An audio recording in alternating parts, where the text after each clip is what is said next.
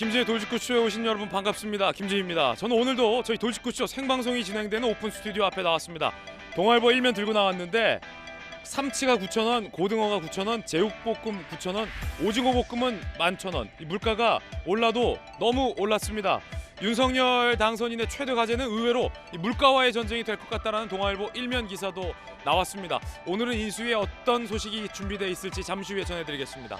저는 비가 오나 눈이 오나 매일 아침 이곳에서 여러분을 기다리겠습니다. 김진의 돌직구쇼 지금 라이브로 시작합니다. 잠깐만요.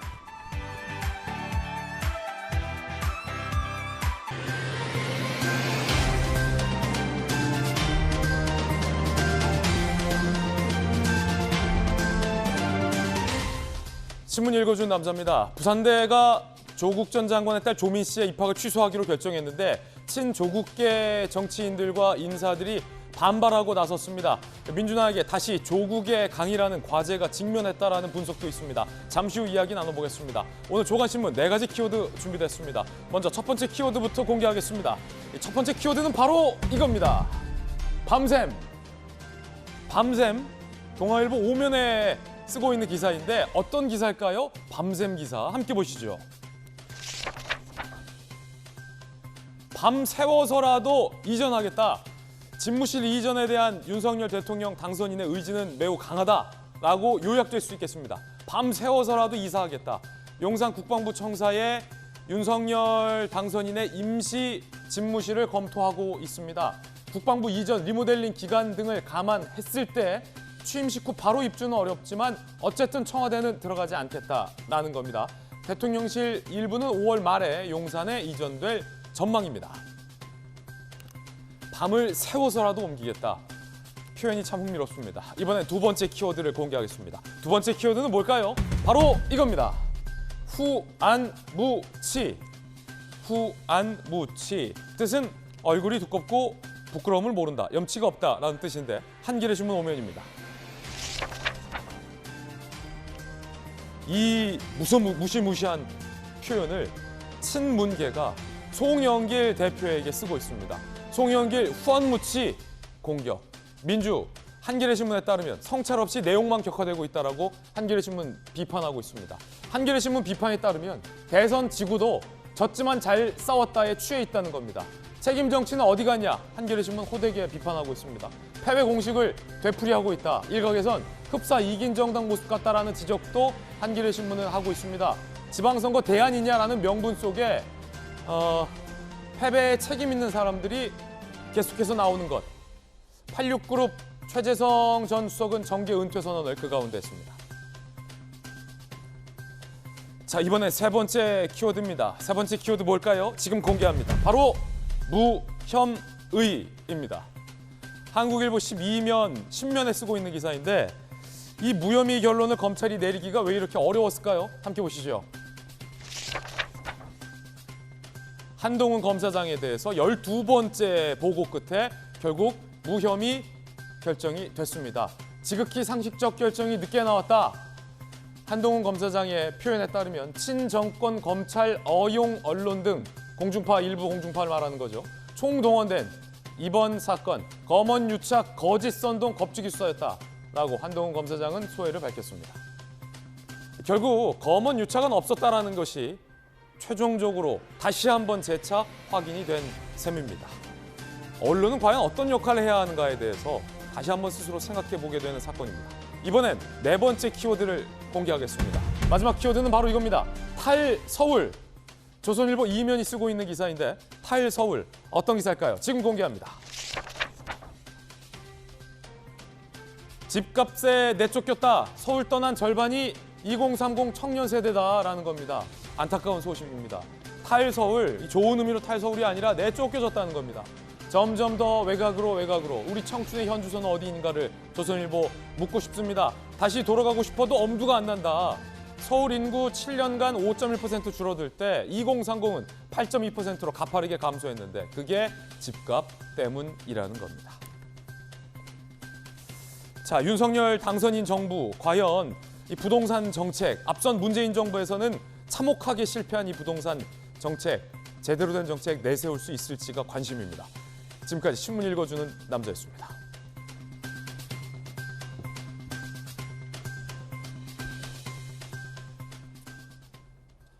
목요일 아침입니다. 오늘 함께 하신 분들 소개를 해드리겠습니다. 강력계 형사 출신의 강력한 변호사, 박성배 변호사, 윤석열 대통령 당선인의 1등 공신, 국민의힘 선대부 공보실장의 박정아 전 청와대 대변인 나오셨습니다. 이재명 고문의 마음을 가장 잘 읽는 정치인으로 대비되는 분당의 재선 의원, 민주당 김병욱 의원, 그리고 청와대 출입기자 출신 베테랑 기자 이재명 현 기자 나오셨습니다. 어서 오세요. 자, 첫 번째 이야기부터 시작하겠습니다. 조민 씨에 대해서 부산대가 입학을 취소했습니다. 이제 복지부가 의사 면허를 취소할 건가 말 건가의 기로에 있죠. 그런데 조국 전 장관과 조민 씨는 이거 불복하겠다라고 법적 절차를 밟고 있는데 친조국 인사들이 굉장히 격앙돼 있다고 합니다. 주제부터 공개하겠습니다. 다시 조국의 강 입학 취소 후폭풍. 제가 대선 기간에 이재명 전 후보를 저희 채널A 스튜디오에서 청년들과 함께 인터뷰를 한 적이 있는데 조국의 강에 대해서 제가 이재명 당시 후보에게 물었더니 나는 건너고 싶은데 조국의 강폭이 생각보다 넓다. 아직 건너지 못했다. 라고 답변했던 게 기억이 납니다. 다시 민주당은 조국의 강이라는 과제 앞에 선 것 같습니다. 일단 조민 씨의 입학 취소, 조국 전 장관은 집행정지 신청을 냈죠. 어떻게 되는 걸까요? 함께 보시죠. 그제 조민 측 부산대 입학 취소 결정에 대해 본인 본안 판결 확정일까지 효력 정지해달라 법적 절차를 밟았죠. 그런데 다음 주 15일이 첫 신문 날짜라고 합니다.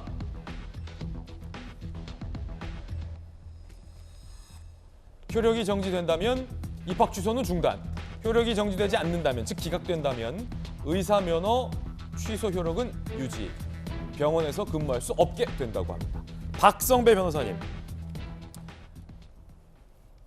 법원이 조국 전 장관이 제기한 효력 정지, 그 집행 정지를 받아들이게 됐을 경우와 받아들이지 않았을 경우가 방금 우리 봤어요. 병원에서 근무할 수 있냐 없냐, 그리고 복지부가 의사 면허를 취소하느냐 마느냐에도 영향을 줄 건데 박 변호사님께서 보시기에는 이 조국 전 장관이 신속하게 밟은 법적 정지, 효력 정지, 이거 받아들여지리라 보십니까? 기각되리라 보십니까? 받아들여질 가능성이 낮아 보이긴 합니다. 기각될 거다. 예, 부산대가 입학 취소 처분을 한 상태입니다. 이에 대해 조민 씨가 다투기 위해서는 원칙적으로 입학 취소 처분 자체에 대해서 취소 무효 소송을 제기해야 합니다. 이를 본안 소송이라고 하는데 본안 소송은 양측이 다투는 상황에 따라서 1년, 2년을 경고하고 3년을 넘어서는 경우도 종종 있습니다. 네. 그렇게 되면 조민 씨 입장에서는 입학 취소 처분이 이루어진 상태에서, 즉 의사 면허가 자연적으로 박탈된 상태에서 법정 공박을 이어나가야 합니다. 이 자체가 지나치게 가혹할 수 있죠. 그렇다 보니까 일단 부산대 입학 취소 처분의 효력을 정지해달라는 취지로 사전에 집행정지 신청을 할 수가 있습니다. 집행정지 신청을 하게 되면 통상 일주일 뒤에 신문 기일을 잡고 양측의 주장과 증거를 들여다보게 되는데 집행정지가 받아들여지게 되면 입학 취소 처분 자체의 효력이 중단되게 됩니다. 그렇다면 조민 씨는 의사로서 계속적으로 활동해 나가면서 입학 취소 처분에 대해서 법정에서 다투어 나갈 수가 있죠. 그렇지만 집행정지가 받아들여지지 않게 되면 부산대 입학 취소 처분의 효력은 그대로 유지되고 조민 씨는 의사로서 활동할 수 없는 상태에서 법적 공방을 이어나가야 합니다. 현재는 법적으로 의전원 입학 자체가 취소됐기 때문에 무자격자에게 의사 면허가 발급된 상황이다. 이렇게 표현하신 분들이 많더라고요. 네, 자연적으로 의전원 입학 취소 처분이 효력이 상실되게 되면 의사 자격도 박탈되게 되고 당연히 의사로서 활동도 할 수 없게 됩니다. 통상 집행정지 신문을 마치게 되면 한두 달 뒤에 선고하는 경우도 있지만 사안이 복잡하지 않으면 하루 이틀 뒤에 선고하는 경우도 상당히 많습니다. 물론 집행정지 신청은 회복하기 어려운 손해가 발생하였느냐, 긴급히 구제할 필요가 있는가라는 절차적인 관점도 들여다보지만 본안 소송에서 승소할 가능성이 있는지도 주요한 쟁점이 됩니다. 만약 이 사건 집행정지 재판부가 본안 소송에서 부산대 입학 취소 처분에 대한 취소 가능성이 없다고 판단하면 곧바로 집행정지 기각을 할 가능성도 충분히 존재합니다. 그렇군요. 법적인 쟁점 한번 짚어봤고요.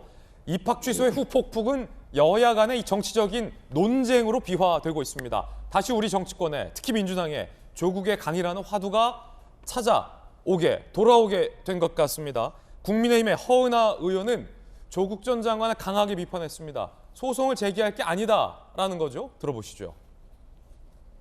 조 씨 측은 소송을 제기할 것이 아니라 먼저 허위 스펙으로 의전원에 입학한 조 씨를 바라보며 상대적 박탈감을 느꼈을 수험생들 그리고 부모들께 사과해야 했습니다. 조 전 장관 일가를 지켜보는 국민은 화병에 걸릴 지경이었습니다. 국민의힘은 강하게 비판을 하고 있습니다. 사과와 자성, 반성은 어디 갔느냐. 법적으로 소송할 게 아니라 사과부터 하라라고 비판을 한 겁니다. 조국 전 장관의 주장은 표창장 등은 입시, 당락에 영향이 없다. 그렇기 때문에 부산대가 입학 취소한 건 너무 과하다라고 주장을 하고 있습니다. 그런데 판결문을 좀 저희가 상세히 뜯어봤는데 조국 전 장관의 주장과 같았을까요? 함께 보시죠. 판결문에는 1단계 서류 전형 통과는 공인 영어 성적이 우수했기 때문이라는 조 전 장관의 주장과 판결문은 어떻게 달랐을까요? 조 씨와 불합격자의 점수차는 1.93. 법원에서는 저 표창장이 없었다면, 즉 표창장으로 대비되는 허위 스펙이 없었다면 서류 평가에서 낮은 점수로 탈락했을 거다. 법원에서는 영어 성적이 우수해서 스펙 없이 통과했으리라는 조 전 장관의 주장은 사실이 아니다. 라고 법원은 다른 판단을 내렸습니다. 2단계 면접 전형이 당락에 영향을 주지 않았다라는 조국 전 장관의 주장. 조 씨와 불합격자의 점수차는 1.16점. 야, 이거 1점 차이면 A4 용지 한 장 차이. 표창장 아니면 인성 영역에서 높은 점수가 불가능했을 거다. 법원은 판단했고요. 당락에 영향 없는 경력을 근거로 입학을 취소했다라는 조 전 장관의 주장에 대해서도 판결문에는 표창장이 없었다면 조 씨는 합격을 못했을 거다라고 판단하고 있습니다. 베테랑 기자, 이재명 기자. 결국 조 전 장관이 장관 재임 때 허위 스펙 아니다. 우리 딸아이는 합격할 만했다. 허위 스펙이라는 보도는 가짜뉴스다. 라고 주장했던 것도 법원 판단에 따르면 가짜고, 지금 조 전 장관이 주장하고 있는 것, 이런 허위 스펙 없더라도 충분히 합격했을 거다. 당락에 영향을 안 줬다라는 것도 재판부에 따르면 가짜라는 거군요. 그렇죠. 그러니까 이 논란이 처음 제기됐던 것 자체가 그러니까 지금 최종 입학 취소를 하기 전에 부산대가 지난해 8월 달에 입학 취소 임시행정 처분을 했습니다. 그때 부산대가 처음 발표했던 게 조민 씨의 학부 성적이 전체 응시생의 3위다. 그리고 영어 성적은 4등이다. 따라서 허위 스펙이 당락에 영향을 미치지 않았다. 이런 발표를 합니다. 그걸 조국 전 장관이 그대로 이제 본인의 SNS에다 이제 인용을 하면서, 그런데도 이제 입학 취소한 게 부당하다, 그런 얘기를 처음 했습니다. 그때도 이제 이 정경심 전 교수 1심 재판부의 판단이 굉장히 이제 다시 이제 소환됐던 거죠. 당시 1심 재판부는 굉장히 길게 조민 씨의 허위 스펙이 어떻게 당락에 영향을 미쳤는지를 설명하고 있습니다. 거기에 재판부의 판결문을 보면 조금 전에 저희가 본 것처럼 서류 탈락자들과 점수차가 1점대밖에 나지 않았다, 이렇게 이제 설명을 하면서 당시 학부 성적은 24등이다. 전혀 다른 얘기를 합니다. 나중에 부산대도 사실 그 부분은 인정을 합니다. 그러니까 학부 성적이 3등은 아니었다, 이 부분을 인정하는데, 더 중요한 건 뭐냐면 당시에 인성 영역 평가에서 부산대 채점위원 3명 중에 2명이 조민 씨에게 거의 만점을 줍니다. 근데 그 자체가 만약에 동양대 총장의 표창장이 없었다면 불가능했다는 게 법원의 판단입니다. 따라서 당연히 탈락자와 1점대밖에 차이가 안 나는 상황에서 동양대 표창장이 없었다면, 총장의 표창장이 없었다면 당연히 조민 씨는 합격할 수 없었다는 게 1심 재판부의 판단이었습니다. 그렇기 때문에 지금 조국 전 장관이, 그러니까 조민 씨가 결국은 입학 취소를 집행 정지해달라고 청구를 하면서 합격에 영향을 미치지 않았다, 이 논리를 이제 피는데 중요한 근거가 되지만, 사실 1심 재판부의 판단에서 달랐다, 이제 이런 점이 하나 있는 거고, 저는 여러 말씀드렸지만 만약에 이것이 합격에 영향이 없었더라도 그것이 그러면 최종 입학 취소 처분이 부당하다는 논리로 성립되느냐? 그렇지 않다는 거죠. 왜냐하면 모집 요각 자체가 허위 서류를 냈을 경우에 불합격 처리한다는 겁니다. 자, 앞에 전제가 허위서를 냈는데 그것이 입학에 영향을 미쳤을 경우 불합격 처리하는 게 아니라 합격 여부와 상관없이 불합격 처리하는 겁니다. 왜냐하면 허위서를 내는 것 자체가 굉장히 비교육적이고 비도덕적인 일인 거죠. 그렇기 때문에 합격 여부와 상관없이 불합격 처리를 한다는 게 모집 요강입니다. 그런 상황에서 영향을 미쳤느냐 미치지 않았느냐, 합격하는데 실제 당락에 영향이 있었느냐 없었느냐는 사실은 입학 취소와는 전혀 무관하다. 그렇기 때문에 오히려 이런 논쟁 자체가 본질을 흐릴 수 있다, 이런 생각이 듭니다. 그렇군요. 자, 친조국 인사들은 대법원이 허위 스펙과 관련해서 정경심 씨에게 유죄를 선고하고 부산대가 이를 근거로 입학을 취소하거나 말거나 이 조국 전 장관 이 일가에 대한 처분이 가혹하고 잔인하다라고 목소리를 높이고 있습니다. 김어준 씨 이야기부터 들어보시죠. 조국 전 장관이 아니라 그 부인과 딸의 등짝을 밟고 서서 윤석열 당선자의 대권은 출발한 것이다. 저는 그렇게 이 부산대 결정의 정치적 의미를 기억하겠습니다. 부산대 결정의 의미는 조국뿐만 아니라 가족의 등짝을 밟고 윤석열이 당선된 거다라는 의미로 김어준 씨는 해석을 하고 주장을 했습니다. 또 다른 친조국 인사들은 더 격앙된 반응들입니다. 최강욱 의원이 대표적이죠. 윤석열 당선자와 수사검사 친윤 기자들에겐 그저 반갑고 기쁜 소식일까? 김민웅, 윤에 공격당한 조국 가족이 피를 쏟고 있다. 이 야만적인 일을 벌인 윤, 부인 기소되면 대통령직 어려울 텐데 정철, 카피라이터죠. 이 잔인한 폭력의 세월, 참담한 야만의 세월, 이 비겁한 X물의 세월을 어이 건너갈 거 굉장히 격앙된 반응들을 보이고 있는 상황입니다. 여야의 의견 바로 좀 들어보겠습니다. 먼저 박정하 전 대변인 어떻게 보십니까? 저희가 조국 전 장관 얘기를 또 몇 년 만에 또 이렇게 해야 되는 게 저는 개인적으로 굉장히 씁쓸합니다. 그러니까 아직도 우리 사회가 저 문제를 가지고 지금 좀 전에 봤던 것처럼 친조국 인사들이 저렇게 하는 거를 글쎄요 얼마나 많은 국민들이 이해하고 동의할지 잘 모르겠습니다. 이제는 법원 판결도 나와 있고 대학의 판단도 나와 있으니까 저는 무슨 파리하는 것들 다 이제 없애고 제자리로 다 돌아가야 된다고 생각합니다. 그러니까 친조국 인사들도 이제 법원 판결, 학교 판결에 대해서 인정을 하고 저렇게 자꾸 정치적으로 조국 전 장관을 이용하려 하는 조국팔이 하지 말고 제자리로 돌아가야 되고요. 조국 전 장관도 부인인 정경심 교수나 조민 양 팔이 더 이상 하지 말고 그동안 본인이 잘못됐던 거, 그동안 국민들한테 무언가를 어떤 의도로도 속였던 거 제자리로 돌려놓고 진심 어린 사과하고 정리하는 게 맞지 않나라는 생각입니다. 언제까지 우리나라가 저 조국 전 장관 논란을 가지고 이렇게 시끄러워야 되고 그게 계속 정치적인 소재로 이용이 돼야 되고 그리고 그로 인해서 국민들이 쫙쫙 갈라져야 되는지 저는 정말 이해할 수가 없어요. 이제는 모두 다 제자리로 돌아가서 우리 앞으로 가는 대한민국 만들어야 될 때인데 아직도 여전히 저렇게 이해하고 국민들을 호도하는 분들은 이제는 좀 자중해 주셨으면 하는 바람이 있습니다. 예, 김병우 의원님. 네, 이거를 정치적 소재로 이용하는 것은 국민의힘이라고 생각합니다. 이 결정이 내려지자마자 국민의힘에서는 사과하라 입장을 발표했는데요. 사실은 이제 부산대 결정을 존중해야죠. 존중해야 된다. 존중하는데 또 조국 장관 입장에서는 이 부분에 대해서 집행정지 처분 신청을 했지 않습니까? 이게 일주일이면 결론이 납니다. 예. 일주일을 좀 참아주는 것도 저는 국민의힘에서의 아량을 보여줘야 되지 않을까. 사실 이게 조국 본인의 문제로부터 시작해서 가족 전체가 지금 사법적으로 그다음에 여러 정치적으로 힘든 처지에 들어간 거 아니겠습니까? 예. 따라서 가족의 입장에서는 이 부분에 대해서 억울하고 또 잘못 알려진 부분 또 과장된 부분에 대해서 해명하고 싶은 생각이 충분히 있을 거라고 생각합니다. 그리고 일주일 정도면 집행정지돼서 법원의 판결이 나오기 때문에 좀 참아줄 필요가 있다고 생각하고요. 저희 민주당에서 아직 공식 입장을 내지 않고 있다는 것을 국민들께서 좀 알아주셨으면 좋겠습니다. 최강욱 의원 등의 입장은 민주당의 공식 입장과 그렇죠. 상관없다. 예, 우리 민주당원이지만 우리 민주당의 공식 입장은 아니고 아까 우리 MC께서 말씀하신 대로 조국의 강이 생각보다 넓고 깊습니다.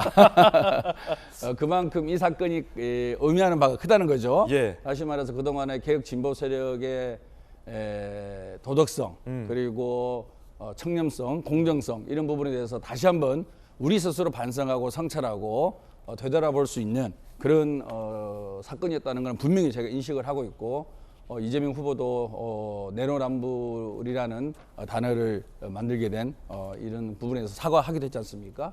또 한편 사실 조국 가족이 겪는 아픔 컸던 거는 또 부인할 수 없습니다. 한 100번의 압수수색이 있었거든요. 과연 이 사건에 있어서 100번의 압수수색을 통해서 이렇게 신상을 탈탈 터는 검찰의 모습을 보면서 현재 검찰이 제대로 공평하게 누구에게나 평등하게 법의 잣대를 대고 있는지라는 부분에 대해서도 많은 사람들이 의문을 가지고 있고, 그래서 지금 검찰 개혁의 필요성이 다시 또 부각되고 있는 거 아니겠습니까? 그리고 우리 대선 과정에서 또 김건희 씨의 논문 표절 또는 허위 경력, 본인 논문으로 사과를 했죠. 이런 부분에 대해서는 전혀 수사가 진행되고 있지 않는 상황, 이런 것들이 대비가 되는 거죠. 이 대비가 되면서 이 조국 장관으로 대표되는 이러한 그 불공정과 내로남불이 반드시 우리 민주당에만, 조국 가족에게만 해당될 수는 아니다. 이것들이 공평하게 예. 대선 후보든 배우자든 함께 적용되는 그런 어떤 검찰의 모습과 사법당국의 모습이 보여질 때 이 조국 사건의 진정한 의미가 우리 정치의 발전에 기하지 않을까, 그런 생각을 하고 있습니다. 예, 조국의 강폭은 생각보다 넓고 깊이도 깊다. 이재명 후보는 강폭이 넓다고 했는데 김병욱 의원은 이제 깊이도 깊다를 추가해 주셨어요. 흥미로운 표현이었습니다. 그런가 하면 과거 문재인 캠프에서 활동하다가 이번 대선에서 윤석열 지지 선언을 한 심평 변호사는 이런 얘기를 했습니다.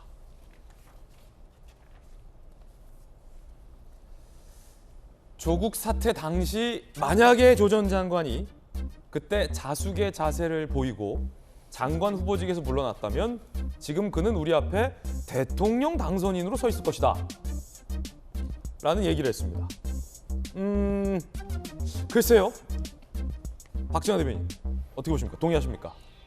대통령 당선인으로 서 있을 것이다라는 예측과 뭐 저기까지는 동의하기 어려워요. 예. 사실은 그렇습니다만은 심평 변호사가 얘기하고자 하는 부분은 앞서 제가 말한 부분하고 저는 같은 뜻이라고 생각을 합니다. 조국 전 장관이 당시에 모든 상황을 솔직하게 얘기를 했고, 그다음에 일어나는 의혹들에 대해서 본인이 알고 있는 대로 얘기를 했다면, 그리고 소위 그 셀프 청문회라는 요란스러운 과정을 거치면서 우리나라 국민들을, 그리고 아까도 제가 말씀드렸지만 본인을 이해하고 본인을 지지하는 많은 국민들을 이용해서 디딛고 이 진실을 호도하려고 하지 않았다면, 저는 뭐 오늘 있는 그 부인의 아픔이다, 뭐 딸에 대한 아픔이나 이런 것들이 저는 없었으리라고 봅니다. 그리고 조국 전 장관도 오늘 굉장히 더 지금보다는 편한 모습으로 국민들을 대하고 있을 수도 있다라는 얘기에는 저는 심평 변호사 얘기에는 동의하는 부분이 있어요. 본인이 이 상황을 만들었다고 저는 생각을 합니다. 자, 그러면 박성 변호사님, 앞으로 이제 법적 절차는 뭐 어떻게 남은 겁니까? 15일에 첫 신문이 있다는 건데 그건 뭐 어떤 절차인가요? 그러니까 집행정지 신문기일입니다. 신문기일을 직접 열어서 양측의 주장과 증거를 들여다봅니다.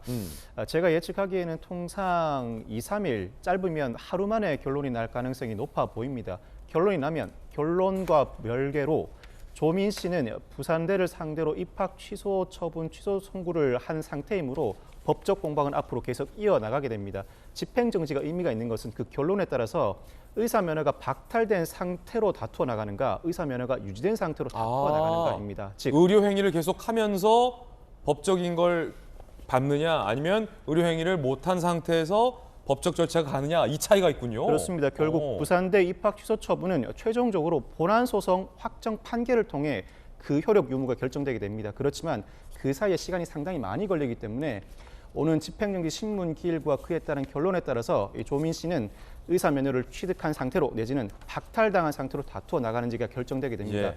아마 정경심 교수에 대한 대법원 확정 판결에 따라 허위 서류임이 인정된 이상 집행정지 인용 가능성은 낮아 보이긴 합니다만 그 결론은 직접 두고 봐야 할 것 같습니다. 이제 어제도 비슷한 말씀을 드렸는데 이게 저도 이제 막내가 딸이에요. 큰애가 아들이고 애기들이긴 하지만 아들, 딸 키우는 부모 입장에서 과연 어떤 게 우리 아이를 위한 일인가를 좀 다시 한번 생각해보게 만들었던 사건인 것 같기도 합니다. 그러니까 우리 아이의 능력을 믿고 우리 아이의 능력을 발현해서 아이 능력대로 스스로 문제를 헤쳐나갈 수 있게 부모가 참고 기다려주는 것도 이 부모의 덕목 중에 하나가 아닐까라는 생각을 개인적으로 해본 사건이었습니다. 자, 이번에 저희가 준비한 두 번째 이야기 시작을 하겠습니다. 주제부터 공개합니다. 한동훈 검사장은 2년 만에 무혐의 종결이 됐죠. 이젠 책임질 시간이라고 물음표도 달아봤습니다. 보도에 따르면 중앙지검 내부에서, 검찰 내부에서 12번이나 내사 끝에 한동훈 혐의가 없다, 무혐의로 종결하자라는 보고가 올라갔다는 보도가 많습니다. 이성윤 중앙지검장 때부터 시작된 이 보고가 11차례 2년여간 왜 묵살됐던 걸까요? 질문을 바꿔서 왜 현 검찰은 한동훈 검사장에 대해서 12번이나 결론을 내리지 못했던 걸까요? 함께 보시죠. 자, 결국 신라젠 취재 의혹 사건 강요 미수 공모 혐의, 기자와 검사장이 공모했다라는 거죠. 유착됐다, 검언 유착이다, 이런 세간의 프레임이죠. 검언 유착은 없다라는 게 지금 다 드러난 겁니다. 어제 이정수 서울중앙지검장 부장검사 회의를 소집해서 참석자 대부분이 이제 좀 그만 무혐의 해주자, 무혐의 하자, 12번째 아니냐, 무혐의가 타당하다 의견이 나왔습니다. 서울중앙지검 형사 일부 공모를 인정할 증거가 없다. 2년 만에 결국 무혐의로 결론이 났습니다. 종결이 된 겁니다. 그러자 한동훈 검사장은 특정인들을 지목해서 비판을 했습니다. 추미애, 박범계 장관을 지목한 겁니다. 한동훈 검사장의 입장입니다. 추미애, 박범계 법무부 장관 피의사실 공표 수사지휘권을 남발했다. 추미애 당시 법무부 장관은 2020년 7월 2일 신라젠 취재 의혹 사건에 대해 검찰총장의 지휘권을 박탈하고 수사지휘권까지 발동을 했습니다. 지난달 31일 박범계 법무부 장관은 소위 언론 보도에 따르면 한동훈 무혐의 처분을 막는 수사지휘권을 추진했다가 무산된 바 있고 박 장관은 그런 의도가 아니었다라고 부인한 바 있습니다. 한동훈 검사장은 추미애 박범계 법무부 장관이 피의사실 공표와 수사지휘권을 남발했다라고 비판을 했습니다. 우리 국민들 기억하시죠? 그때 당시 추미애 장관이 어떤 지휘권을 발동했는지 들어보시죠. 검사장 직접 감찰 착수하신 게 윤석열 검찰총장에 대한 불신이 아니냐 이런 해석도 있는데요. 검언 유착 의혹에 대해서는 국민적 의혹이 강한 사건이고 검찰 자체의 감찰로는 제대로 안 되겠다 하는 판단이 서서 규정에 따라서 법무부 직접 감찰을 하게 된 것입니다. 이 사건은 검사와 기자가 공모해서 특정 인사의 비위에 관한 진술을 강요한 의혹이 제기된 사건입니다. 검찰의 신뢰, 그러니까 조직이 한꺼번에 다 신뢰를 상실할 위기에 있는 겁니다. 지금까지는 지켜보았는데 더 이상 지켜보기 어렵다면 저도 결단할 때 결단하겠습니다. 증거가 차고 넘친다더니 법무부 장관이 검찰총장의 수사지휘권까지 박탈하고 호기롭게 이 사건을 직접 수사지휘하더니 결국 해당 기자도 무죄였고 한동훈 검사장도 유착해서 특정인을 압박했다라는 증거는 단 하나도 찾아볼 수가 없었습니다. 결국 선거를 앞두고 이 세상을 뜨겁게 만들었던 검언 유착이라는 프레임은 누가 어떤 목적으로 만들어낸 거짓 프레임인가라는 물음만 남아있는 상황이 돼버린 겁니다. 추미애 장관은 이런 말까지 했습니다. 2020년 국회에 출석해서요.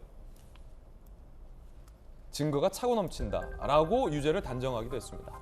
서울중앙지검 형사 일부 법리 증거 관계상 공모 인정할 증거가 없다고 결국 한동훈 검사장에게 무혐의 처분을 했습니다.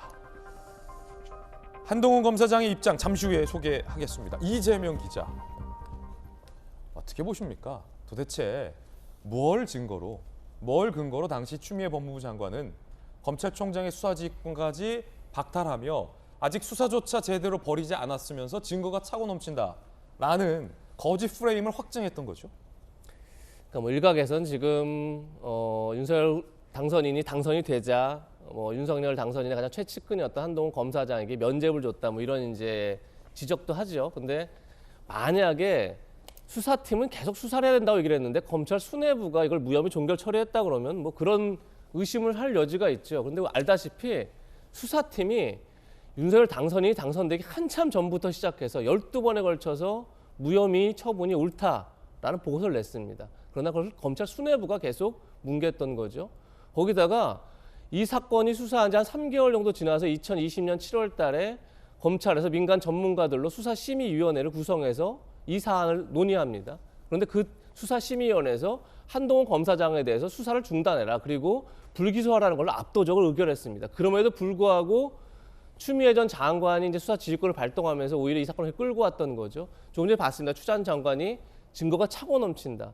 그런데 증거가 도대체 어떤 증거가 있었던 거죠? 그러다 보니까 지금까지 무혐의 처분을 계속 묵살하면서 끌고 왔던 이유가 딱 하나죠. 한동훈 검사장이 제출한 아이폰이 비밀번호를 해제하지 못하고 있어서 수사가 증거를 찾지 못하고 있다.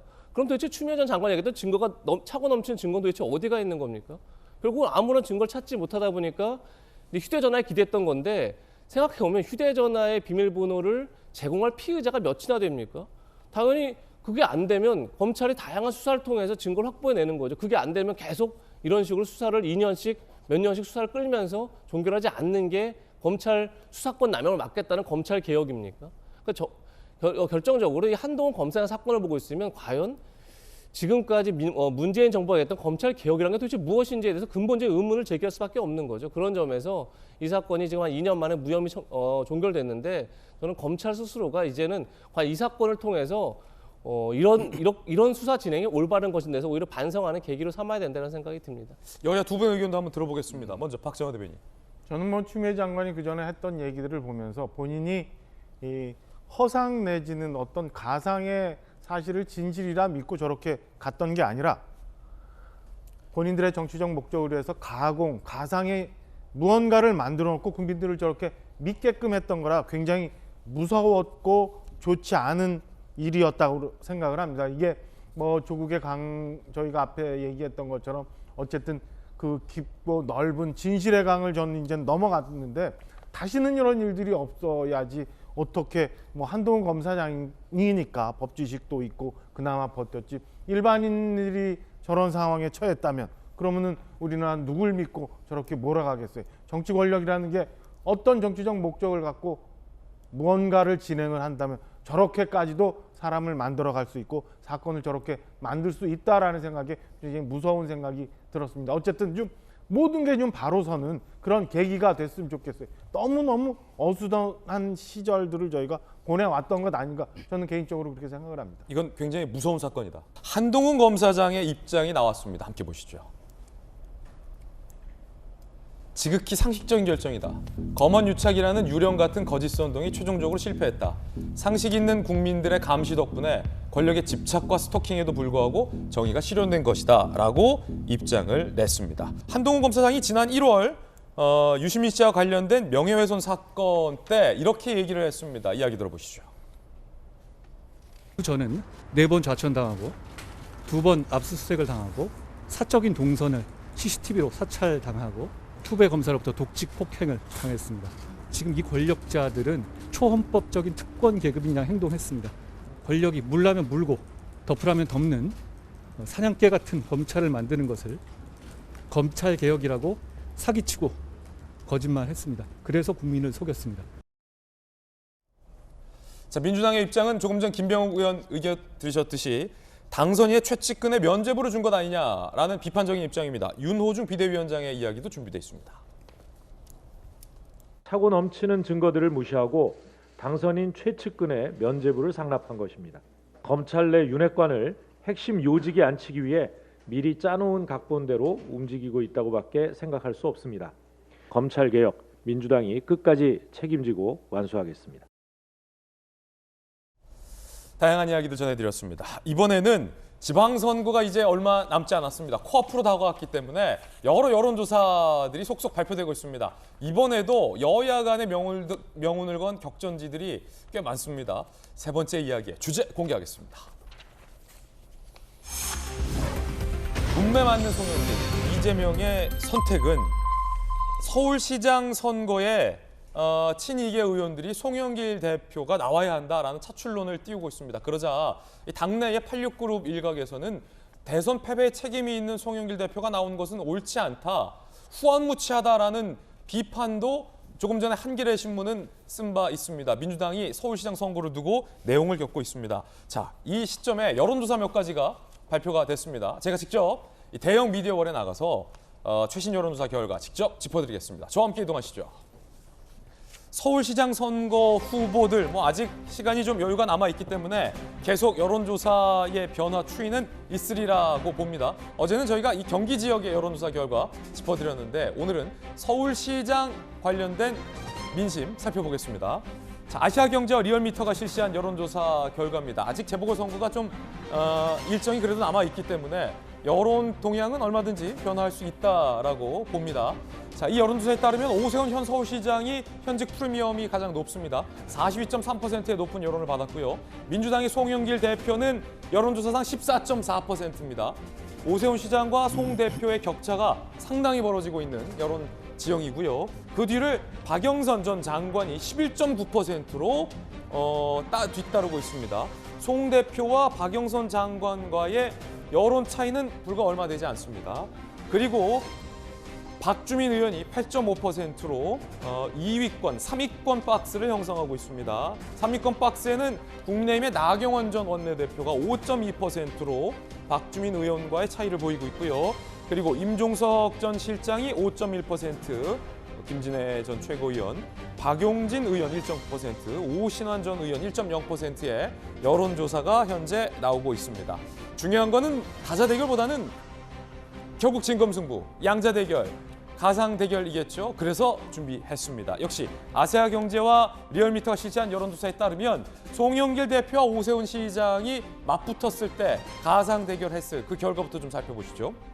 민주당의 송영길 대표는 36.7%의 여론을, 오세훈 현 시장이 50.4%, 과반을 조금 넘는 50.4%로 오세훈 시장이 상당히 크게 앞서는 것으로 여론조사 결과 발표됐습니다. 가상 양자 대결의 주자가 바뀌었습니다. 박영선 전 장관, 지난 서울시장 재보궐선거에서 맞붙었던 당사자이기도 하죠. 박영선 전 장관은 37.6%, 오세훈 현 시장은 49.9%의 여론 결과가 나왔습니다.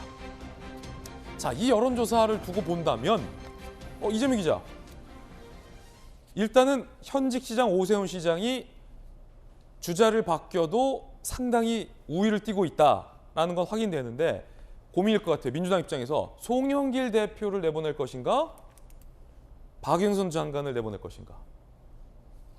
굉장히 엇비슷한 지금 결과가 나오고 있죠. 예. 고민일 텐데 사실 그보다 더 큰 고민은 누가 나와도 현재 지금 이 여론조사에 따르면 굉장히 큰 폭으로 지고 있다는 게 오히려 더 민주당으로 좀 고민이겠죠. 누가 나오냐보다 고민일 텐데 아마도 이제 유권자들 많은 이제 서울 유권자들 많은 사람들은 오세훈 시장이 이제 지난해 4월 재보선 때 당선이 돼서 이제 딱 1년 동안 활동을 한 거죠. 그러니까 아직까지 좀 평가하기 이르다. 더욱이 서울 시의회가 압도적인 이제 민주당이 이제 장악하고 있는 상황에서 뭐 오세훈표 정책 예산이 뭐 다 삭감되고 있기 때문에 뭐 지금 오 시장을 평가하기 이르다. 뭐 이런 아마 평가들이 좀 있는 것 같습니다. 그러니까 지난 재보선 때 오세훈 시장이 득표율이 57%였는데 그 오세훈 시장한테 표를 준 유권자 입장에서는 아직은 좀 평가를 못하기 때문에 어떻게 보면 이제 오 시장 좀 힘을 실어줘야 된다 이런 여론이 좀 많다 이렇게 볼 수 있는데 저는 두 가지를 주목합니다. 첫 번째 뭐냐면 지난해 재보궐선거에서 서울시에서 오세훈 시장이 25개 자치구를 모두 이겼습니다. 그야말로 싹쓸이 압승을 했죠.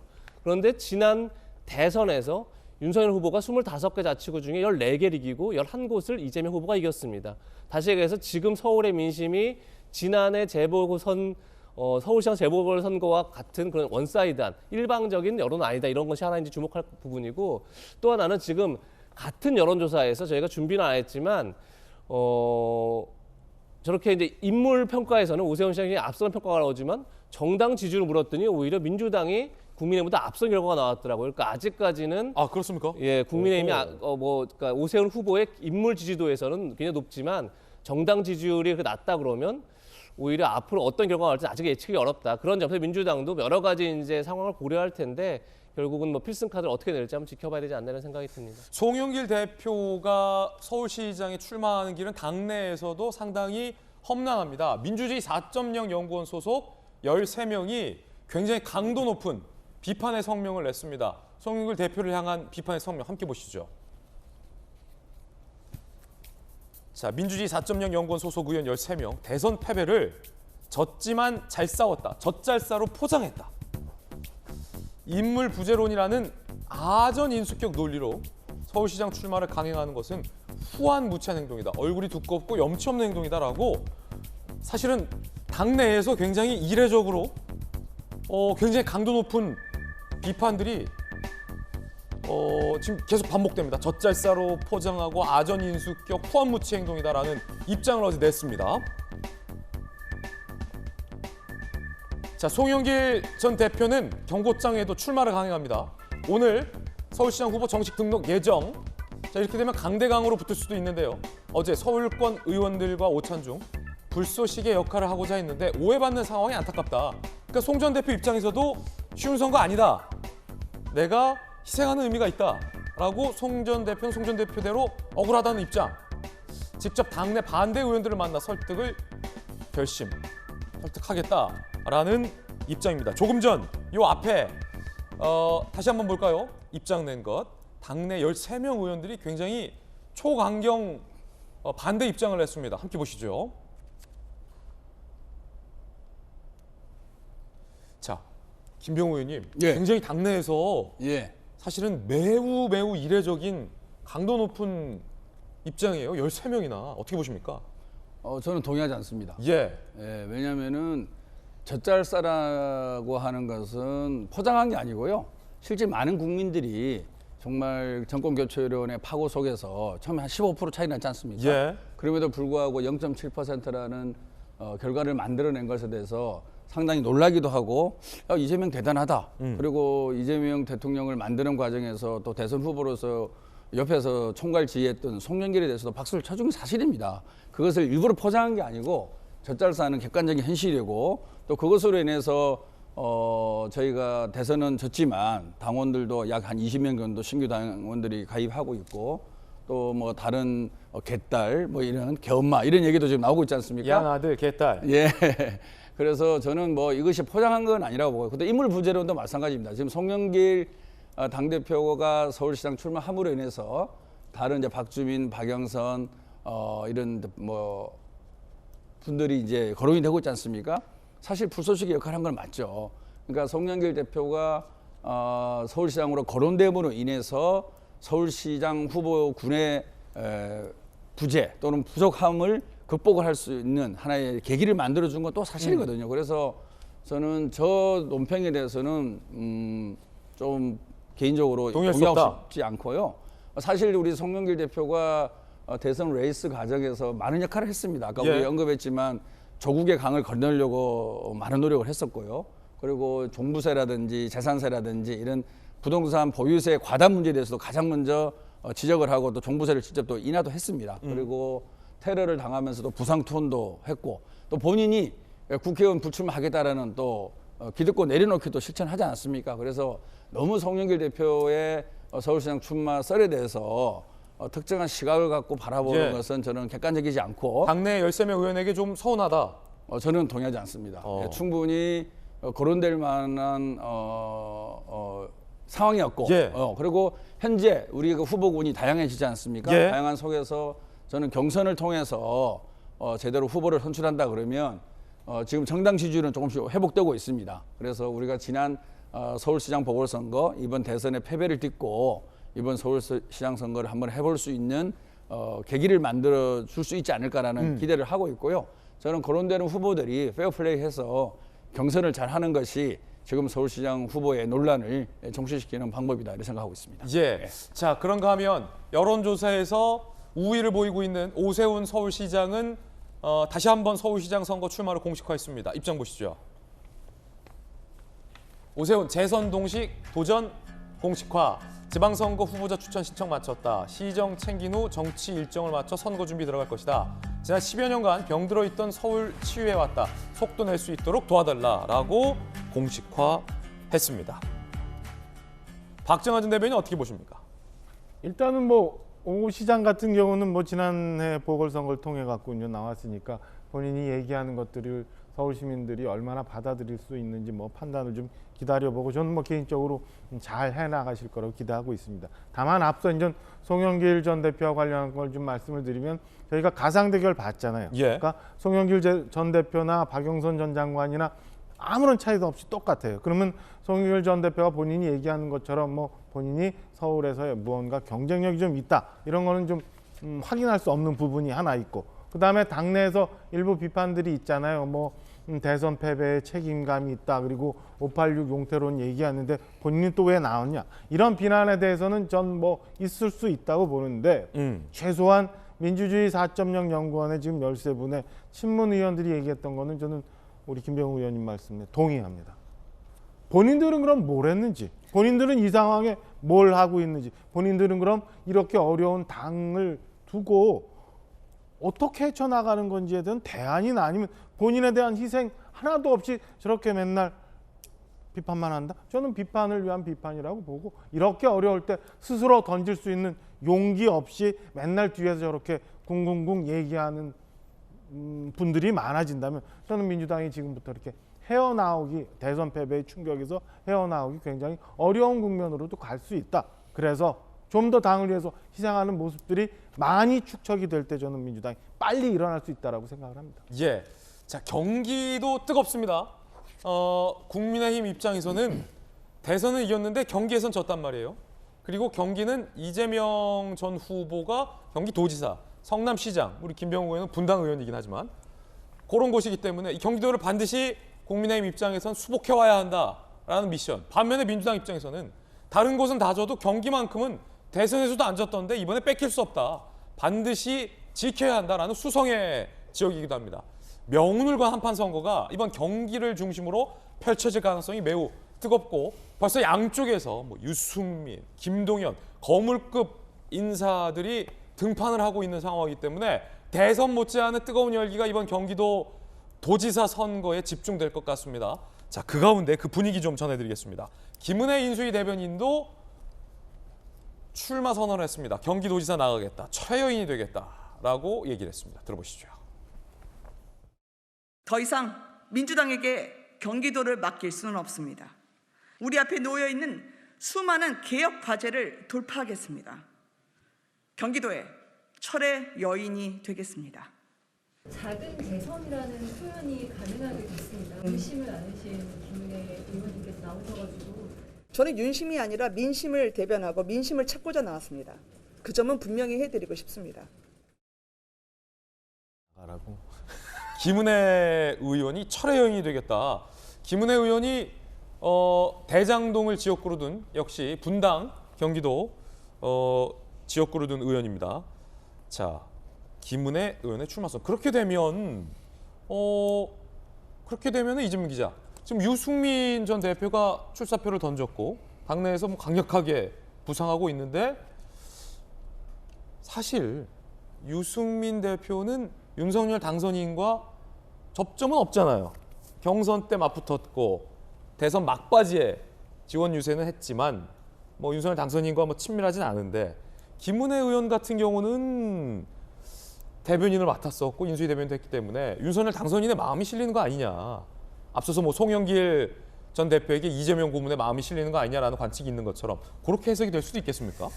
있죠. 그러다 보니까 이제 김은혜 전 대변인, 김은혜 의원한테도 윤심에 대한 질문이 있었죠. 거기에 대해서 김은혜 의원이 어떻게 답변하냐면 난 윤심을 보고 나온 게 아니라 민심을 보고 나왔다는 얘기를 합니다. 그러니까 김은혜 의원 입장에서 과연 윤심을 내가 얻고 있다라는 게 도움이 될까라고 스스로 생각하는 거죠. 그러니까 이게 만약에 지금 국민의힘의 경선이 윤심대, 그러니까 뭐 윤핵관대 아니면 비윤핵관 이런 갈등으로 이제 이런 구도로 전개된다 그러면 굉장히 국민의힘 자체가 어려워지는 거죠, 사실은요. 그러니까 이번 지방선거가 국민의힘한테 얼마나 중요한지는 뭐 재차 거론할 이유가 없는 거죠. 그야말로 윤석열 당선인, 그러니까 취임 후 대통령이 국정 동력을 얻고 어떻게 보면 2024년 총선까지 갈 수 있느냐 없느냐의 거의 승부처기 때문에 그야말로 지방선거가 제일 중요하다. 그렇다면 지방선거에서 조금 전에 김진 앵커 얘기한 것처럼 가장 중요한 데가 어디냐? 경기도다라는 건 분명하죠. 그런 점에서 뭐 윤심이냐 아니냐 이런 논란 자체가 의미 없고 오히려 유승민 전 의원하고 김은혜 의원이 굉장히 어떻게 보면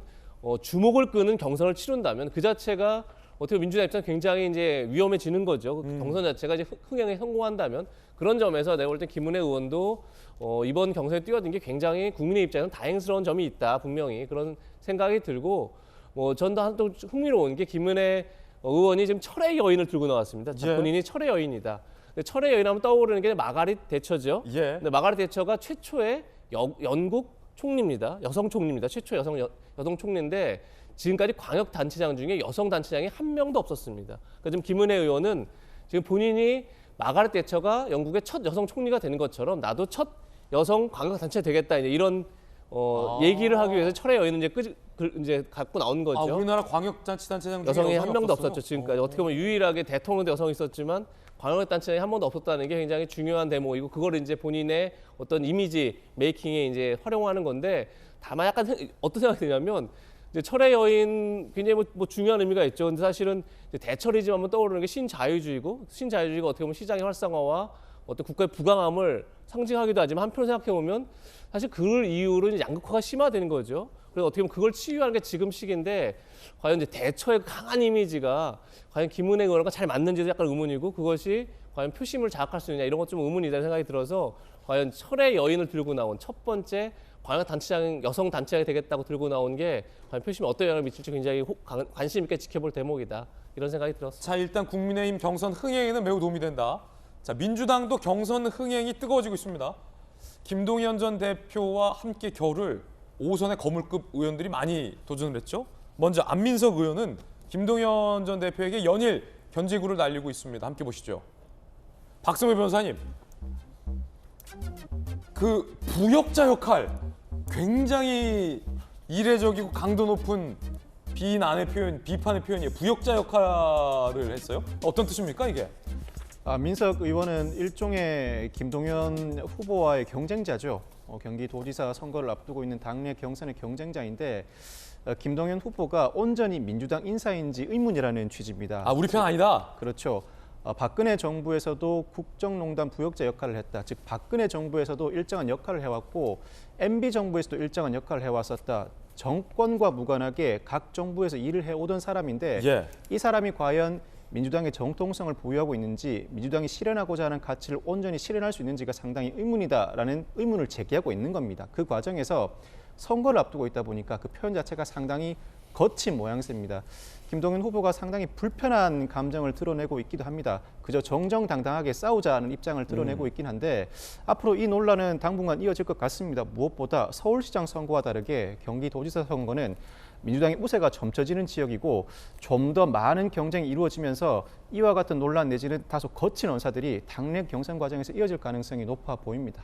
자, 그럼 부역자 소리를 들은 김동연 전 대표는 어떤 반응 보였을까요? 김 전 대표 반응입니다. 앞으로 뛰어나가기도 바쁜데 뒤에서 발목 붙잡는 것 같아서 조금 안타깝습니다. 박근혜 정부 때 국무전 시장을 제 손으로 사표를 쓰고 나왔어요. 그렇죠. 통 크게 그냥 정정당당하게 승부하고 또 우리 앞으로 뛰어나가자. 자, 김동연 전 대표는 일단 여유 있게 받아쳤습니다. 앞으로 나가기도 바쁜데 안타깝다. 좀 여유 있는 모습입니다. 경기도지사 뜨겁습니다. 그런가 하면 매우 흥미로운 관측이 하나 오늘 보도되고 있는데 이재명 후보가 분당 재보궐 국회의원 선거에 나올 거다. 그럼 민주당의 분당 현역 의원은 김병욱 의원인데 김병욱 의원이 이번 지방선거에 성남시장에 나가고 그 자리를 비워주고 거기에 이재명 후보가 재보궐로 나갈 것이다 라는 관측 보도가 많이 나왔습니다. 당사자가 있기 때문에 어떤 얘기인지 한번 보고 묻겠습니다. 함께 보시죠. 이게 만약에 이 시나리오가 맞다면 굉장히 큰 정치적인 사건일 텐데요. 자, 성남시장 선거가 굉장히 뜨거워지고 있다. 여야 모두 주목하고 있다라는 보도입니다. 조선일보 등의 보도에 따르면 성남시에는 대장동이 걸려 있다. 성남시장의 간판이 바뀐다면 대장동 어떻게 될지 모른다. 뭐 이런 관측인 것 같아요. 이번 지방선거에서 성남 격전지 급부상 누가 성남시장이 되느냐에 따라서 대장동 의혹이 재점화되느냐 마느냐의 여부가 결정된다라는 관측도 제기되고 있습니다. 민주당에서는 절대 사수하겠다. 국민의힘에서는 총력을 다해 탈원하겠다라는 입장입니다. 자, 성남시 지난 대선 결과 어땠을까? 초박빙 48.22 대 48.21 깻잎 반의 반장 차이. 이재명 후보가 30만 8,047표, 윤석열 대통령 당선인이 30만 7,972표, 성남시에서 75표 차. 야, 이거 뭐야? 이거 75표 차면은 이거 어떻게 될지 모른다는 거거든요. 초박빙 선거. 그렇기 때문에 지금은 성남시장이 민주당인데 국민의힘 입장에서는 바꿔올 수 있다. 민주당에서는 이거 총력을 다 지켜야 한다라고 맞붙고 있는 그런 상황입니다. 그 가운데 성남시장 출마한다는 얘기가 김병욱 의원님 많던데요? 사실입니까? 그리고 요 현역 자리를 이재명 후보가 재보궐로 나가고 맞습니까? 대본에 없는 걸 질문하십니까? 전 대본 안 봐요. 대본에 없이 나 대본 안 봐. 3일 전에 섭외하시고 오늘 예. 그런 질문하시면 제가 정말 당황스러운데요. 네. 아직은 뭐 기자의 상상력이라고 생각합니다. 아, 상상력이다. 예, 상상력이라고 생각하고요. 사실 이제 이재명 후보가 대선에서 패배했고 패배 후에 여러 가지 이제 생각을 정리할 시간이 필요하지 않습니까? 그렇죠. 예, 그래서 당내에 다양한 의견들이 있죠. 그리고 특히나 이제 이재명 후보를 열렬히 지지했던 지지자들이 왜 우리한테 얼굴 한번 안 보여주고 와서 위로 한번 안 해주냐라는 불만 섞인 지지자 입장에서는 요구도 있는 거죠. 빨리 등판하기 원하겠죠. 그래서 이제 이재명 전 후보가 아마 전국을 좀 다녀야 될 필요가 있을 겁니다. 예, 근데 그것을 이제 공개로 하느냐 비공개로 하느냐 여러 가지 이제 생각이 있을 텐데요. 지금 아까 뭐 언론에서 보도한 것은 뭐 일부 지역에서 그런 얘기가 있는 거는 뭐 있으니까 기사를 썼겠지만 저렇게 구체적으로 뭐 누가 어떻게 하고는 아직은 뭐 시기상조고 그냥 기자의 상상력이지 않을까 싶습니다. 근데 제가 들은 얘기에 따르면 성남 쪽에서 예전에 지금 말고 예전에 한 김병욱 의원이 성남시장 나올 것 같다라는 얘기도 많았었다면서요. 하여튼 뭐 성남시장 얘기가 나올 때마다 거론이 되는 건 사실이죠. 제가 이제 분당에서 어렵게 재선을 한 국회의원이다 보니까 아무래도 이제 뭐 성남 구도가 분당에서 표가 좀 많이 나와야 성남시장을 이길 수 있는 그런 구도이기 때문에 자연스럽게 거론이 되는 것 같습니다. 예. 그럼 자연스럽게 성남시장에 출마하면은 분당 지역국이 비겠군요. 너무 이렇게 유도식으로 하지 마시고 여기까지만. 여기까지만. 여기 대본에 없는 얘기를 하시면 안 됩니다. 대본 안 본다니까요. 자꾸 대본에. 그렇군요. 그러면 국민의힘에서는 누구 내보냅니까? 성남시장에. 이준석 대표 얘기 들어보니까 이거 굉장한 강력한 투수를 내보내겠다 뭐 이런 얘기도 하던데 성남시장에. 지금은 은수미 시장이잖아요. 지금 그 민주당 구석의 은수미 시장이죠. 그러니까 은수미 시장이 지금 김병욱 의원님이 거론되는 것처럼 좀 재출마하기는 어려운 상황인 거라서 경쟁이 치열해지는데 국민의힘 입장에서도 저희는 꼭 성남 탈환해야 이 그동안 막 논란이 됐고 시끄러웠던 대정동 문제, 뭐 성남 FC 문제, 뭐 이런 것들도 좀 밝혀질 수 있고 성남이 좀 맑아질 수 있으니까 하는데 근데 4선의 신상진 의원, 신상진 의원, 네, 그리고 분당을 당협위원장 하시는 분들 해서 한 서너 명 정도가 지금 경선 신청을 해서 열심히 뛰고 있는 걸로 알고 있습니다. 만약 성남시장 갖고 올라면 혹시 모르니까 김병욱 의원을 이겨야 되는 상대를 내보내야 되잖아요. 혹시 모르니까. 그러니까 이제 경선에서 결과가 어떻게 될지 잘 모르는데 김병욱 의원님이 성남시장에 나온다는 걸 전제로 하면은 저희도 굉장히 초강력한 카드가 나와야 대적을 할 수 있지 않을까라는 생각이에요. 아마 지도부에서도 많이 고민을 하고 있지 않을까라는 생각입니다. 예. 지금 김병욱 의원님 뭔가 가지방석. 이재명 기자 어떻게 봐요? 그러니까 이게 성남시 입장에 봤을 때는요. 성남시만 하면 만약에 이번에 국민의힘이 이긴다 그러면 성남시 입장에서 12년 만에 정권 교체입니다. 성남시 입장에서 이재명 시장이 이제 8년 했었고 은수미 시장이 4년을 했기 때문에 사실 이제 왜 대장도 이런 것들이 그러니까 전 국민의힘 시간에서 지금 얘기를 말씀을 드리는 겁니다. 만약에 대장동 등 이재명 시장 시절에 여러 문제들을 지금 국민의힘 집중하고 있는데 그 문제가 만약에 이재명 후보가 뭐 다음에도 이제 대선 출마할 가능성이 매우 높죠. 그런 것들이 이제 어떻게 보면 계속 이슈를 끌고 간다 그러면 결국은 성남시 내부의 어떤 내부 제보가 가장 중요한 거죠. 그런 점에서 이번 시장을 이기는 건 굉장히 국민의 입장에서는 다음 대선까지를 본 포석이다. 굉장히 중요하다는 생각이 드는 거고 그렇기 때문에 사실 신상진 전 의원이 4선입니다. 보통 4선 하면 경기도지사를 나와도 될까 말까인데 사실 기초단체가 나온다는 게 참 어떻게 보면 지금까지 정책 문법하고는 맞지 않는 얘기죠. 그 정도로 이제 어떻게 보면 국민의 입장에서도 중요한 이제 선거를 보고 있는 거고 그렇기 때문에 지금 옆에 있는 김병욱 의원도 자꾸 거론되는 게 재선 의원도 사실 기초단체가 나간다는 게 사실은 지금까지 정치적 문법하고는 잘 맞지 않죠. 그럼에도 불구하고 그만큼 성남시의 지금 이번 시장 선거가 굉장히 중요한 의미를 갖고 있다는 걸 양당이 인식하고 있는 거다 이렇게 봐야 될 것 같습니다. 어쨌든 중요한 건 경기도 선거가 이번 지방선거에서 굉장히 중요한 지역이고 양당 모두에게 경기도 내부에서도 아래로 들어가 봤더니 성남시장 선거가 이게 의외로 뜨거운 변수다. 웬만한 도지사 선거 못지않게 이번 경기도 성남시장 선거의 변수가 굉장히 중요해졌다. 라는 두 가지 사항이 좀 흥미롭게 전개되는 것 같습니다. 자, 이번엔 저희가 준비한 다음 순서입니다. 뜨거운 소식 3가지 준비를 했습니다. 하나씩 전해드리겠습니다. 먼저 첫 번째, 뜨거운 소식의 정체 공개하죠. 자, 청와대의 이제 특활비 논란이 계속되고 있습니다. 청와대의 입장이 나왔습니다. 청와대 입장 함께 보시죠. 우리 박수현 수석, 공개하고 싶어도 법으로 공개 못하도록 돼 있다. 참모들 차라리 법 어기더라도 다 공개하자는 의견이 우세하다. 그만큼 자신 있다. 청와대에서 자신감을 내비쳤습니다. 법원이 공개하라고 해서 다 공개할 수 없기 때문에 상급심의 판단을 받아볼 권리가 있다라고 박수현 수석은 이야기를 했습니다. 박성배 변호사님, 그러면 지금 청와대 박 수석의 이야기는 우리는 진짜 공개하고 싶다, 자신 있다. 근데 법원에서도 공개하라고 했잖아요. 그럼 법원에서도 공개하라고 했고 청와대에도 공개할 수 있다라고 하는데 왜 공개를 안 하는 겁니까?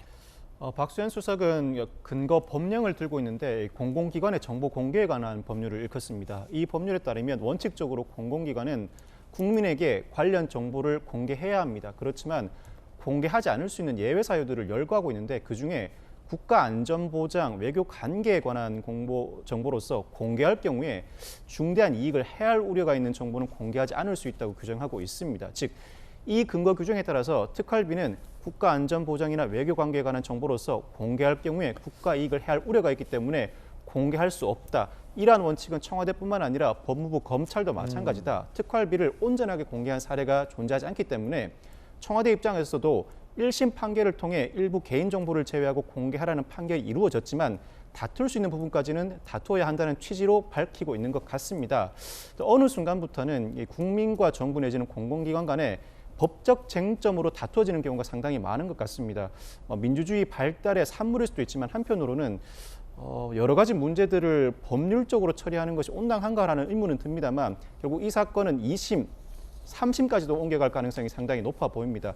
이렇게 되면 문재인 대통령이 취임 내지는 퇴임을 얼마 앞두고 있지 않은데 대통령 기록물로 지정된 특활비 사용 내역이 대통령 기록물로 이관될 수가 있습니다. 이렇게 되면 15년 내지는 사생활에 관한 정보는 30년 동안 공개가 되지 않게 됩니다.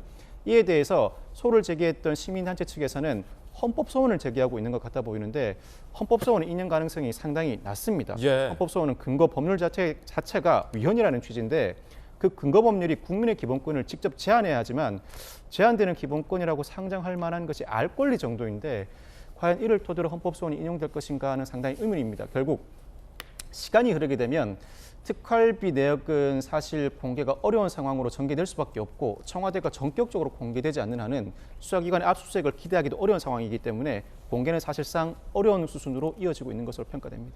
자, 그 가운데 탁현민 비서관이 샤넬 논란에 이 정도면 병이다라고 목소리를 높였다고 합니다. 샤넬이 같은 옷 기증하겠다는 말을 착용했던 옷으로 이해.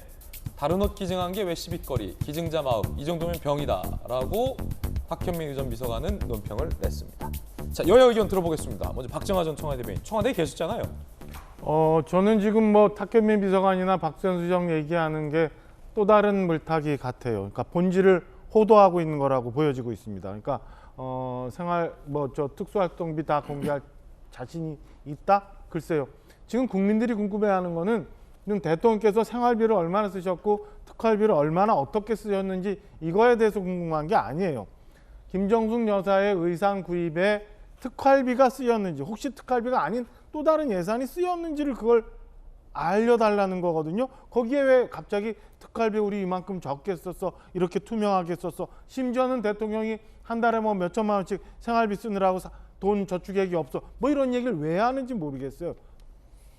본인들이 얘기한 것처럼 김정숙 여사의 그 한 200여 벌 된다는 의상 구입에 그럼 어떤 식으로 어떻게 구입을 했는지 대표적인 몇 가지만이라도 얘기해주면 국민들이 믿을 수 있잖아요. 그게 탁현민 비서관 처음에 얘기했던 것처럼 무슨 사비로 카드로 긁었다면 영수증이 있을 텐데 지금은 보니까 5만 원권으로 계산했다고 하니까 없을 수도 있는데 다른 방법으로 증명할 수 있는 방법이 있잖아요. 그리고 샤넬에 있다는 샤넬에 반납했다는 그 자켓도 그럼 그렇게 복잡하게 무슨 다른 옷을 갖고 와서 우리나라 박물관에 갖다 놓고 뭐 이렇게 할 게 아니라 샤넬에 저장돼 있는 옷 국민들한테 보여주면 이런 논란 다 끝나잖아요. 왜 이걸 복잡하게 만들고 본질을 호도에 넘어가면서 또 다른 초점으로 흐리는지 저는 납득할 수가 없는 부분입니다. 김병호 의원님. 예, 저는 지금 이제 문재인 대통령 퇴임이 이제 한 달 남았는데요. 예. 지금 이 시기에 김정숙 여사의 옷을 갖고 논쟁을 벌이는 자체가 조금 이해를 못 하겠습니다. 솔직히요. 왜냐하면 1년 전만 해도 우리 김정숙 여사님이 옷을 참 이쁘게 잘 입는다. 그래서 K 패션 그러면서 언론에서 막 칭찬했었던 기억이 나거든요. 그리고 우리나라가 지금 세계 경제 9위국입니다. 그리고 1인당 국민소득이 35,000불 국가예요. 그러면 한 나라의 영부인이 어느 정당 출신 대통령 떠나서 저는 옷을 멋있게 잘 입고 특히 또 한복으로 리메이크한 좋은 옷을 입고 해외에 나가서 정말 옷 이쁘다, 잘 입었습니다. 이렇게 칭찬을 받고 오면은 그게 좋은 거 아닌가요? 그게 국위선양 아닌가요? 저는 솔직히 말씀드려서 한나라 대통령 영부인이 외국에 나가서 패션과 그다음에 언변이나 헤어스타일 이런 부분을 통해서 어필하는 것이 어필하게끔 우리가 도와주고 지원하는 게 나라를 위해서 도움이 되는 것이지 이렇게 저 옷 얼마나 이쁩니까?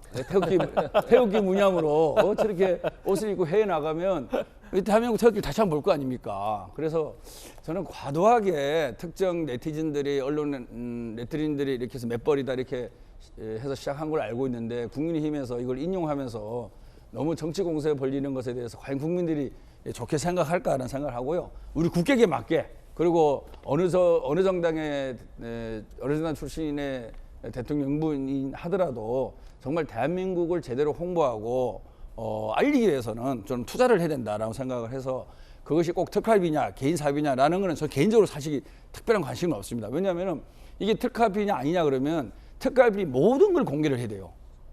그렇지 않습니까? 그러다 보면 안보라든지 정말 공개해야 되지 않을 부분이 공개될 수밖에 없는 게 저는 청와대 사정이라고 생각합니다.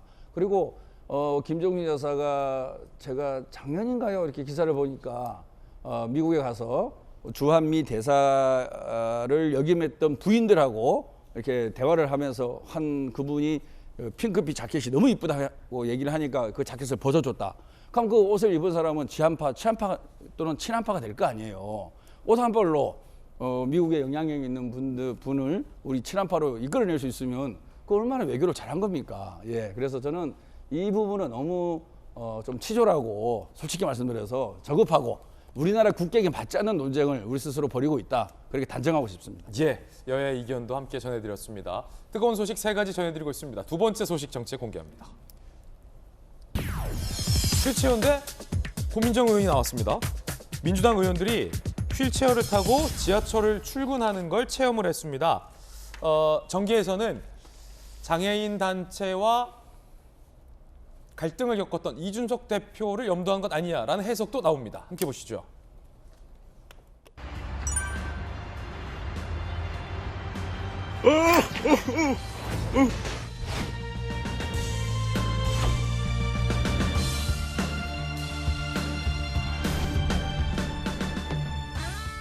이준석 대표께서도 이제 조금 있으면 100% 엘리베이터가 다 생기는데 왜 문제를 지적하느냐라고 말씀하시던데 본인이 직접 휠체어 타고 집 앞에서부터 여기 회관까지만이라도 한번 와보셨으면 좋겠는 게요. 지하철과 그 승강장하고의 그 틈이 너무 벌어져 있어서 계속해서 바퀴가 빠지더라고요. 가야 할 길이 정말 멀다는. 자, 이에 대해서 이준석 대표 반응은 뭘까요? 이 대표 입장입니다.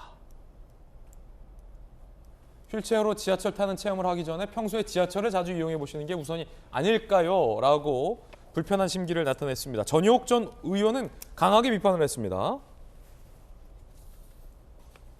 세비를 이렇게 쓰며 쇼에 올인을 했다. 요즘 장애인들은 전동 휠체어를 대부분 타고 다닌다라고 쇼다라고 평가절하를 했습니다. 자, 그런가 하면 민주당이 혁신안을 발표했습니다. 그런데 그 혁신안 내용에 윤석열 대통령 당선인을 조롱하는 듯한 표현이 담겨 있다는 논란이 일고 있습니다. 이 혁신안 어떤 문구고 누가 만들었길래 이렇게 논란되는 걸까요? 함께 보시죠. 자, 이 정치적으로 논란입니다. 국민 앞에 공개적으로 말씀드리는 자세도 검증받아야 합니다. 최소한 도리도리와 같은 불안한 시선 처리와 화법에 대해 공개적으로 평가하고 국민 여러분께서 판단하실 수 있도록 해야 합니다. 공관위원회에서 잘 검토해 주실 것을 요청드립니다. 자, 민주당이 혁신안을 발표했는데 선출직 공지자의 발언 때 도리도리 금지라는 내용이 들어가 있는 겁니다. 국민의힘에서는 당선인에 대한 저급하고 노골적인 조롱이다라고 반발하고 있습니다. 장경태 혁신위원장, 멀뚱멀뚱하면 안 된다는 의미를 도리도리라는 표현을 썼을 뿐이다. 선출직 공직자라면 최소 2분 이상 의견을 원활히 전달 가능해야 논란이 생겨 황당하다라는 반론도 나왔습니다. 베테랑 기자의 의견이 궁금합니다. 혁신안을 발표했는데 거기에 도리도리 금지라는 조항이 들어간 것, 여야가 지금 논쟁입니다. 이건 장경태 위원장 등이 윤석열 대통령 당선인을 대놓고 조롱했다라고 보십니까? 아니면 장경태 혁신위원장 표현대로 멀뚱멀뚱의 다른 표현이다, 일뿐이다라고 보십니까? 멀뚱멀뚱을 썼으면 되는데 그걸 도리도리 썼다는 것 자체가 어떻게 윤석열 당선인을 겨냥했다고 볼 수 있는 측면이 없잖아 있겠죠. 예. 물론 정치는 사실 말로 시작해서 말로 끝나는 겁니다. 뭐 말로 상대를 설득해서 통합하기도 하고 말로 갈라치기를 해서 갈등을 유발하기도 하고 그런 만큼 정치인에게 있어 말은 가장 중요한 거고 그런 면에서 뭐 메시지뿐이 아니라 말하는 태도, 뭐 시선 처리 뭐 이런 거 다 중요하죠. 그런 점에서 뭐 그걸 혁신화에 늘 거리가 되는지는 모르겠으나 어쨌든 뭐 문제 제기할 수 있습니다. 근데 그럼에도 불구하고 뭐 굳이 도리도리라는 이제 우리가 계속 윤석열 당선인이 정치를 시작했을 때 가장 처음에 이제 문제가 됐던 게 어떻게 보면 이제 굉장히 대중 연설에 익숙하지 않다 보니까 머리를 도리도리 이렇게 움직이는 모습을 많이 보였었고 그런 거에 대한 지적이 많이 있었는데 그걸 굳이 이제 혁신을 얻었다는 것 자체가 어떻게 보면 뭐 윤석열 당선인을 겨냥했다라는 것을 민주당도 부인하기 쉽지 않지 않을까 이런 생각이 듭니다. 사실 협치를 해야 하는 건 당선인뿐만 아니라 민주당에게도 주어진 국민적 과제 아닙니까? 아니, 물론이죠. 특히나 지금 민주당이 이제 야당이 됐을 경우에 172석이라는 사실 역대 가장 막강한 야당인 거죠. 그런 점에서 민주당의 도움 없이는 사실 협치 자체가 불가능하다 이런 볼 수 있고 굳이 저렇게까지 표현할 필요가 있나 이런 뭐 생각은 같이 듭니다. 윤석열 당선인이 지난해 7월에 스스로 이렇게 도리도리라는 표현을 쓴 적도 있었습니다. 함께 보시죠.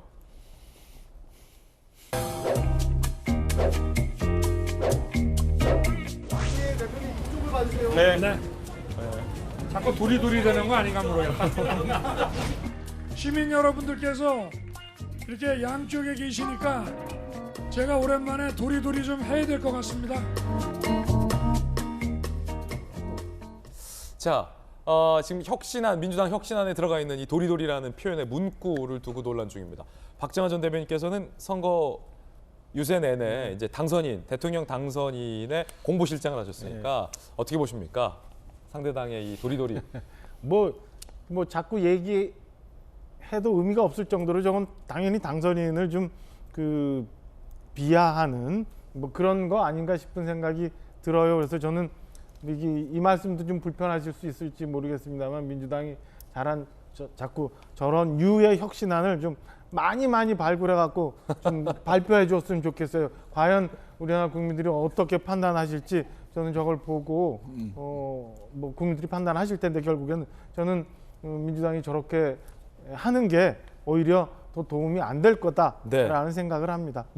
얘기하기도 좀 불편한 내용이에요. 예, 김병호 의원님.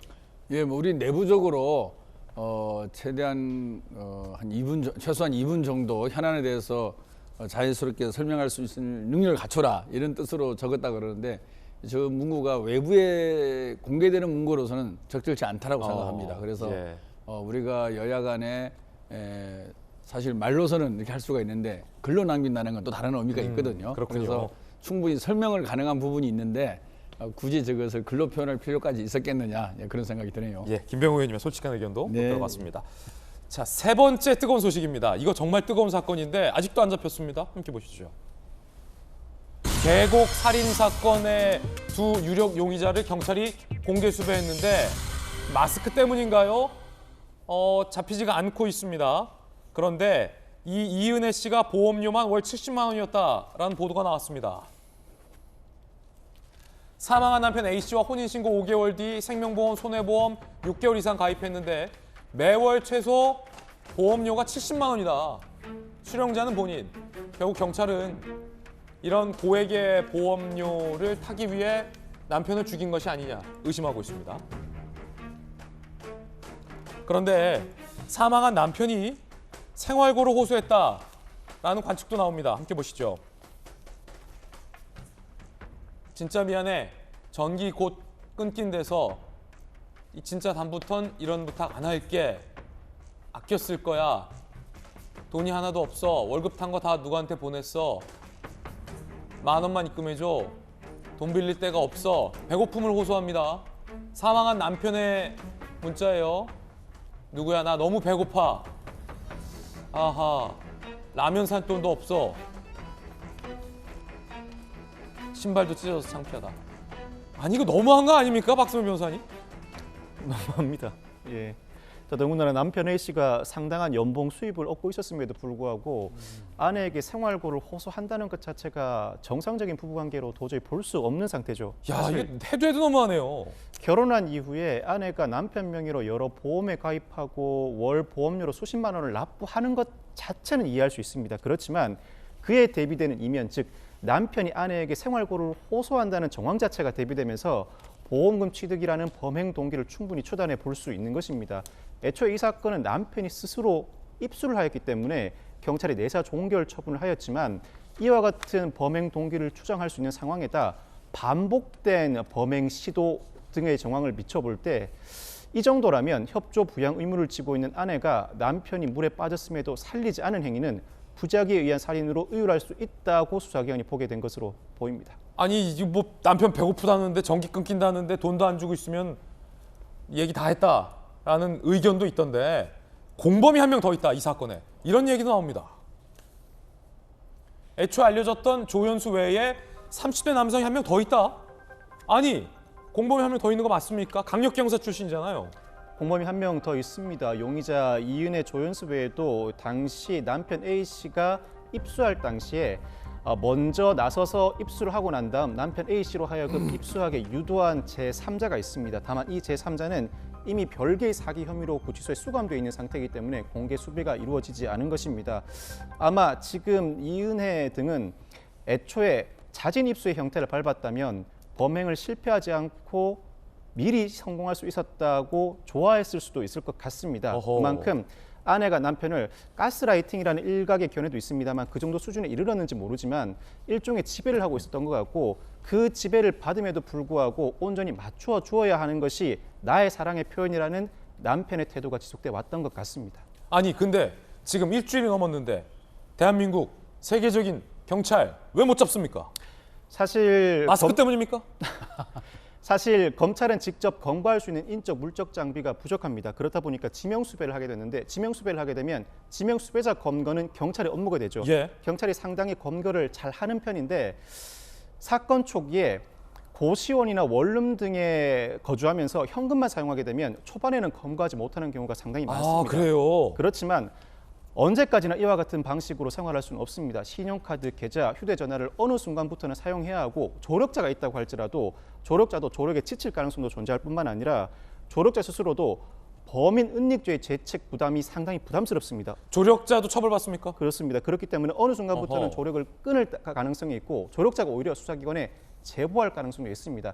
아직은 검거가 쉽지 않지만 검거는 시간 문제라고 평가할 수 있고 수사기관은 또 다른 가능성, 즉 두 사람 신변에 이상이 발생했을 가능성도 염두에 두어야 합니다. 아하. 상당 기간 잡히지 않는다면 두 사람이 서로 다투거나 제3자의 갈등 속에서 신변에 이상이 발생했을 가능성도 염두에 두고 있을 것으로 보입니다. 그렇군요. 역시 강력기 형사 출신답습니다. 빨리 잡아야 됩니다. 그래서 많은 제보 부탁드립니다. 60초 광고 후에 돌아오겠습니다.